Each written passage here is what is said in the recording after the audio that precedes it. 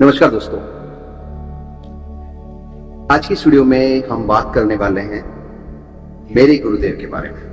न सिर्फ मेरे गुरुदेव बल्कि इस विश्व के 16 करोड़ लोगों के गुरुदेव के बारे में। ऐसे तो मेरी इतनी क्षमता नहीं है कि मैं अपने गुरुदेव के बारे में कुछ बता सकूं, क्योंकि उनके बारे में बताना कुछ इस तरह का है कि सब धरती कागज करूं, लेखनी सब बन राय, सात समंदर की मसी करूं, पर गुरु गुण लिखा न जा।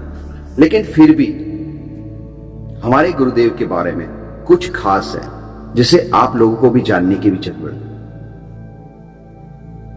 दोस्तों, ऐसी क्या खास बात है हमारे गुरुदेव के अंदर जो विश्व के 16 करोड़ लोग उनसे जुड़े हुए हैं। दोस्तों, आपने बहुत सारे संगठन देखे होंगे। वो जो संगठन है तब तक ही एक्टिव रहते हैं जब तक उस संगठन को बनाने वाला या चलाने वाला जिंदा होता है। जो उनके फाउंडर होते हैं तब तक वो जीवित हैं, जब तक वो एक्टिव है तब तक वो चलेगा संगठन।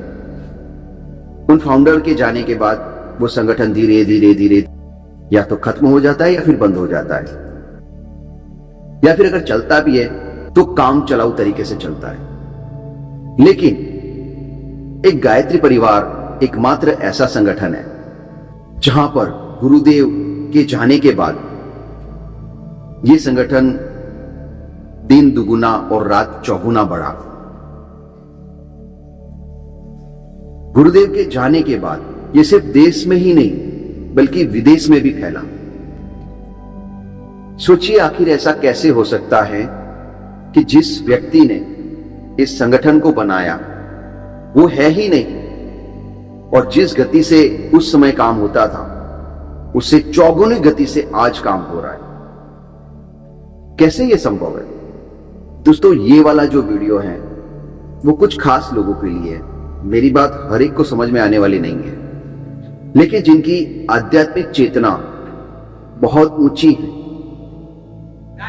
कुछ लोग जन्म से ही आध्यात्मिक होते हैं, बहुत ज्यादा समझदार होते हैं, कभी किसी को दुख नहीं पहुंचाते, कभी गलत काम नहीं करते, ईमानदार होते हैं। उनका एक अपना व्यक्तित्व होता है और देखकर ही पता चल जाता है कि ये कोई देवात्मा है। तो वो लोग मेरी बातों से बहुत ज्यादा कनेक्ट हो जाएंगे और मैं क्या कहना चाह रहा हूं वो समझ जाएंगे। गायत्री परिवार जो रात दिन बढ़ रहा है उसके पीछे दो महत्वपूर्ण कारण है। जब आप परम पूज्य गुरुदेव विरासत पढ़ेंगे तो उसमें गुरुदेव ने बताया था कि जब हिमालय की यात्रा पे गए तो वहां पर सप्त ऋषि से मिलना हुआ था और सप्त ऋषि की कोई योजना थी जिस पर गुरुदेव को काम करना था। तब गुरुदेव ने यह कहा था कि ये सारा काम मैं अकेला कैसे कर पाऊंगा। तो सप्त ऋषियों ने कहा था कि हमें आपका शरीर चाहिए, शरीर आपका होगा, शक्ति हमारी। पहली बात यह।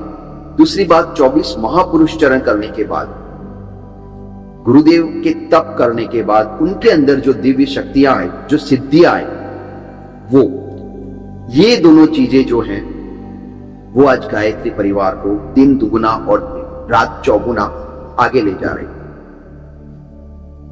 गुरुदेव के जाने के बाद भी गायत्री परिवार का बढ़ना, इसके पीछे दो शक्तियां काम कर रही हैं। एक है सप्त ऋषियों की और दूसरी है परम पूज्य गुरुदेव और परम वंदनीय माता जी की सूक्ष्म चेतना। अगर आज मैं ये कहूं कि मैं अपने गुरुदेव से बात करता हूं, वो मुझसे बात करते हैं। और यहां पर खास बात यह है कि गुरुदेव स्थूल रूप में मौजूद नहीं है। 2 जून 1990 को उन्होंने अपना शरीर छोड़ दिया। तो आप लोग कहेंगे कि ये कैसे संभव हो सकता है कि जो जीवित ही नहीं है उनसे कैसे बात की जाए। बात करने का दोस्तों मतलब क्या होता है? किसी की बात आप तक पहुंच जाए और आपकी बात सामने वाले तक पहुंच जाए, इसी को तो हम बात करना कहते हैं। तो जी हां दोस्तों, गुरुदेव की बात मुझ तक पहुंचती है और मेरी बात गुरुदेव तक पहुंचती है। ये सिर्फ मेरे अकेले का केस नहीं है। गायत्री परिवार के जितने भी परिजन हैं, 16 करोड़ परिजन हैं, उन सब की बात गुरुदेव तक पहुंचती है और गुरुदेव की बात उन तक पहुंचती है।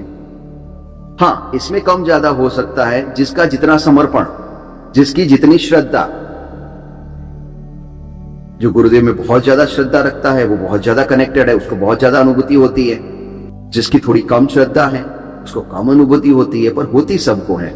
मेरी बात से गायत्री परिवार के जितने भी सदस्य हैं वो सभी 100% एग्री होंगे कि जी हाँ, गुरुदेव का संरक्षण हमें मिलता है, उनकी बात हम तक पहुंचती है और हमारी बात उन तक पहुंचती है। आखिर ये क्या है कि कोई व्यक्ति शरीर से नहीं है, उसके बाद भी उनकी बात हम तक पहुंच जाती है, हमारी बात उन तक पहुंच जाती है। क्या ये संभव है? जी हाँ, ये संभव।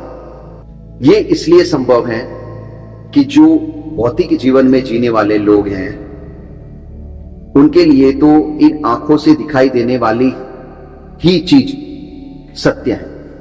ये जो दिखाई दे रहा है संसार, इसके अलावा वो किसी चीज को सत्य नहीं मानते। लेकिन जो आध्यात्मिक लोग हैं, जिनके अंदर एक दिव्य चेतना है, वो विश्वास करते हैं कि इस जीवन से पहले भी कुछ था और इस जीवन के बाद भी कुछ होगा। तो परम पूज्य गुरुदेव ने अपने जीवन में बहुत सारा लेखन कार्य किया। कक्षा 4 तक वो पढ़े थे सरकारी स्कूल में। उत्तर प्रदेश के आवलखेड़ा गांव में एक प्राथमिक विद्यालय था सरकारी, वहां पर 4वीं कक्षा तक पढ़े वो। और उन्होंने क्या किया? 4 वेद, 18 पुराण, 108 उपनिषद, 24 गीता, 6 दर्शन, इन सब का उन्होंने भाष्य किया। उसके बाद 3400 किताबें और लिखी। अब आप सोच सकते हैं इतना सारा लेखन कार्य गुरुदेव ने कैसे कर दिया। तो ये सारी किताबें जब आप पढ़ते हैं तो आपको ये बात समझ में आ जाती है कि हमारे जो शरीर है, दिखता तो एक है, लेकिन ये आंख से दिखने वाला शरीर ये एक नहीं। आंखों से एक दिखता है, लेकिन हमारे 3 शरीर हैं। पहला हमारा स्थूल शरीर है जो हमारी नाभि में होता है, यहाँ पर प्राण रहते हैं। दूसरा हमारा सूक्ष्म शरीर है जो हमारे हृदय में रहता है, यहाँ पर विचार रहते हैं। और तीसरा हमारा कारण शरीर है जो हमारे मस्तिष्क में होता है, यहाँ पर श्रद्धा और भावना होती है। इसीलिए हम मंदिर में जाते हैं तो हमारा मस्तिष्क टिकाते हैं, हमारी श्रद्धा और भावना को भगवान के चरणों में टिकाते हैं। तो गुरुदेव ने अपने तप से अपने सूक्ष्म शरीर को पा लिया, काबू में कर लिया। उस शक्ति को उन्होंने जागृत कर लिया।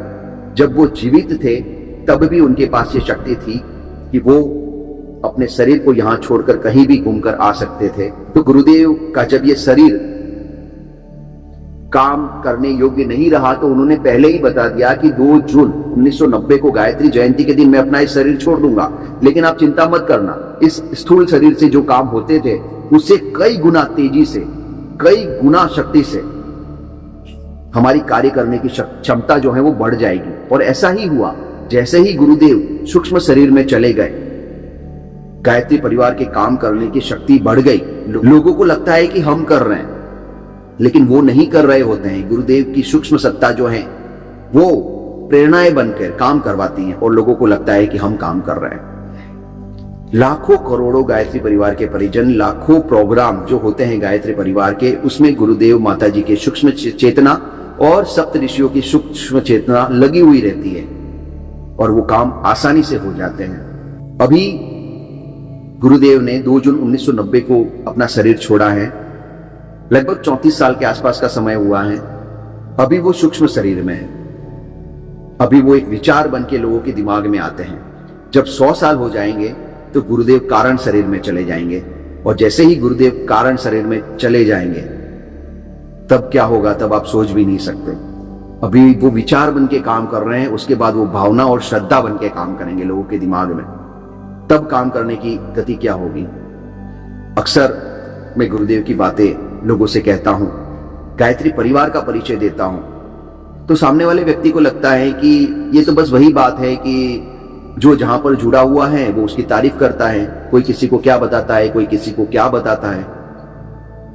अलग अलग लोग अलग अलग संस्था से जुड़े हुए हैं, अलग अलग गुरु से जुड़े हुए हैं, अलग अलग जगह से जुड़े हुए हैं। अलग अलग चमत्कार दिखाए जाते हैं। कोई किसी के समोसा खाने से समस्याएं हल हो रही है, कोई चटनी के साथ कचौरी खा रहा है तो समस्याएं हल हो रही है। सबकी अपनी अपनी आस्था है, वो वहां से जुड़े हुए हैं और सब अपनी आस्था के स्थान केंद्र को, और जहां पर जिसकी आस्था बनी हुई है वो उसको सर्वश्रेष्ठ बताते हैं कि उससे अच्छा कुछ नहीं है। तो जब हम भी हमारी बात करते हैं तो उनको लगता है कि औरों की तरह ये भी कर रहे हैं। लेकिन दोस्तों, यहां पर बात हमारे गुरु को सर्वश्रेष्ठ बताने की नहीं है। बात है सच की, अनुभूतियों की। गायत्री परिवार के 16 करोड़ जो सदस्य हैं उन सबके पास अनुभूतियां हैं। अगर आप मेरी बात को समझना चाहते हैं कि गुरुदेव के अंदर क्या शक्ति है, तो आप गायत्री परिवार से जुड़े किसी भी परिजन के जीवन को देखें। आप पाएंगे कि उनके जो बच्चे हैं वो वेल सेटल्ड हैं। आपको एक भी गायत्री परिवार का परिजन ऐसा नहीं मिलेगा जिसके बच्चे ऐसे घूम रहे हों या वो वेल सेटल्ड ना हो। उनके बच्चे गवर्नमेंट जॉब में होंगे, डॉक्टर होंगे या फिर विदेश में होंगे। आप देखना, उनके एक नजर मार के देखिए गुरुदेव ने उनको क्या दिया है। दोस्तों, गुरुदेव जब जीवित थे तब कहते थे कि हम एक तपस्वी हैं और एक तपस्वी के पास जो सारी शक्तियां होती हैं वो हमारे पास है। क्यों है? क्योंकि गुरुदेव ने 24 लाख गायत्री मंत्र 24 बार किए, 24 महापुरुष चरण किए। 15 साल की उम्र से उन्होंने शुरू किया और 24 साल तक उन्होंने ये महापुरुष चरण किए। तो एक तपस्वी के पास, एक ऋषि के पास जो शक्तियां होती हैं वो गुरुदेव के पास है। और गुरुदेव ने अपनी शक्तियों को 2 भागों में बांटा। उन्होंने कहा कि बाप की संपत्ति पर बेटे का अधिकार होता है, तो जितने भी हमारे शिष्य हैं वो हमारे बेटे की तरह है। जिन जिन लोगों ने गुरुदेव से दीक्षा ले रखी है वो सब उनके बेटे हैं और उनकी जो तप की शक्ति है वो आधी उन्होंने अपने बच्चों के लिए रखी है। हम उनके बच्चे हैं। हम और आप जो भी गायत्री परिवार के सदस्य हैं जिन्होंने गुरुदेव को अपना गुरु माना है, उनसे दीक्षा ली है, वो उनके बच्चे हैं और उनके तप की आधी शक्ति उन्होंने हमारे लिए रखी है। और बाकी जो बची कुची शक्ति है वो इस पूरे संसार के लिए रखी है। संसार में कोई प्रॉब्लम होता है तो उनके तप की आधी शक्ति से सॉल्यूशन होता है। लेकिन हमारे अगर कोई प्रॉब्लम हो रहा है तो जो आधी शक्ति बची है उन्होंने तप की आधी हमारे लिए रखी है, उसमें से काम होता है। गुरुदेव ने कहा कि जैसे अर्जुन का रथ श्री कृष्ण ने चलाया था, वैसे हम आपके घर का रथ चलाएंगे। आपका रथ हम चलाएंगे। आपके बच्चे नहीं पढ़ते, हम पढ़ाएंगे। आपके बच्चे पढ़ने में कमजोर है, हम ध्यान रखेंगे। आपके कोर्ट केस चल रहा है, हम उसका निपटारा करेंगे। आपकी कोई जमीन का विवाद है, हम करेंगे। आपका बिजनेस नहीं चल रहा है, हम करेंगे। आपके घर में क्लेश है, हम करेंगे। आपके घर में कोई बीमारी है, हम करेंगे। सब कुछ हम संभालेंगे, बस आप हमारा काम करो, हम आपका काम करेंगे।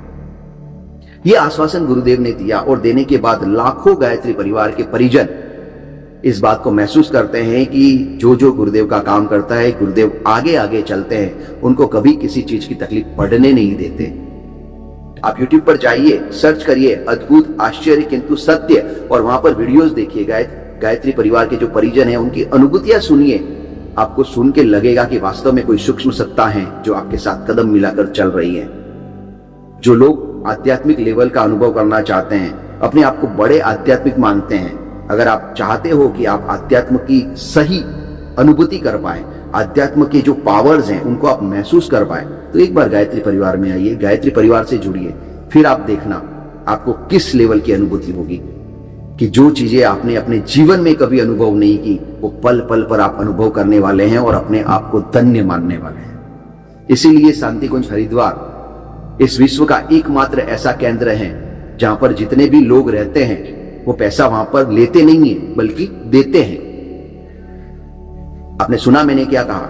शांति कुंज हरिद्वार में जो स्वयं सेवक हैं, गायत्री परिवार के जितने भी लोग जहां पर शांति कुंज हरिद्वार में रह रहे हैं, सेवा कर रहे हैं, उनको वहां से पैसा मिलता नहीं है बल्कि वो लोग वहां पर पैसा देते हैं। हाँ, कुछ लोग ऐसे होंगे जिनके अगर नौकरी नहीं है या जिनकी कोई इनकम नहीं है तो वो वहां से ब्राह्मणोचित निर्वाह राशि ले लेते हैं। एक ब्राह्मण कैसे अपना जीवन व्यतीत करता है, कम से कम में निर्वाह करने के लिए जो राशि चाहिए वो उनको दी जाती है। लेकिन वहां पर अधिकतर लोग ऐसे हैं जो कोई कलेक्टर के पद से रिटायर हुए, कोई बड़े पुलिस के पद से रिटायर हुए, कोई जज थे, कोई इंजीनियर थे, कोई डॉक्टर थे, वो सारे लोग वहां पर गए हैं और अपना जितना भी पैसा उनको मिलता है हर महीने का वो शांति कुंज में देते हैं। वहां से लेते नहीं है बल्कि देते हैं। वहां पे पैसा भी देते हैं और सेवा भी करते हैं क्योंकि उनको समझ में आ गया। वो कुछ विरले लोग हैं जिनको ये बातें समझ में आ गई है। उनको जो बातें समझ में आई है वो तो शायद इस जन्म में मुझे भी नहीं आ सकती, इतना सौभाग्यशाली तो मैं भी नहीं हूं। लेकिन हाँ, कुछ कुछ मुझे समझ में आ गया है कि इस आज के भौतिकवादी युग में, आज के कलयुग के समय में, आज की 21वीं सदी के अंदर अगर कोई परम सत्ता, कोई महाकाल की सत्ता यहां पर है तो वो है परम पूज्य गुरुदेव। एक बार आप भी शांति कुंज जाइए, परम पूज्य गुरुदेव के प्रवचन पढ़िए, उनके द्वारा लिखी हुई किताबें पढ़िए।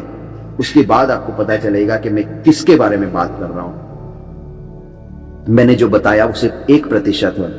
उनके बारे में मैं कुछ नहीं बता सकता, उनको सिर्फ महसूस किया जा सकता है, उनकी शक्ति का अनुभव किया जा सकता है, लेकिन बोलकर बताया नहीं जा सकता।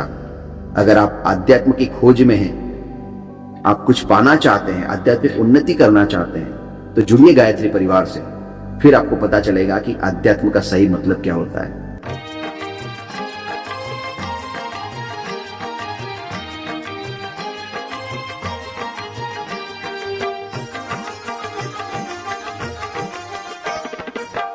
घर घर अलख जगाएंगे हम, बदलेंगे जमाना।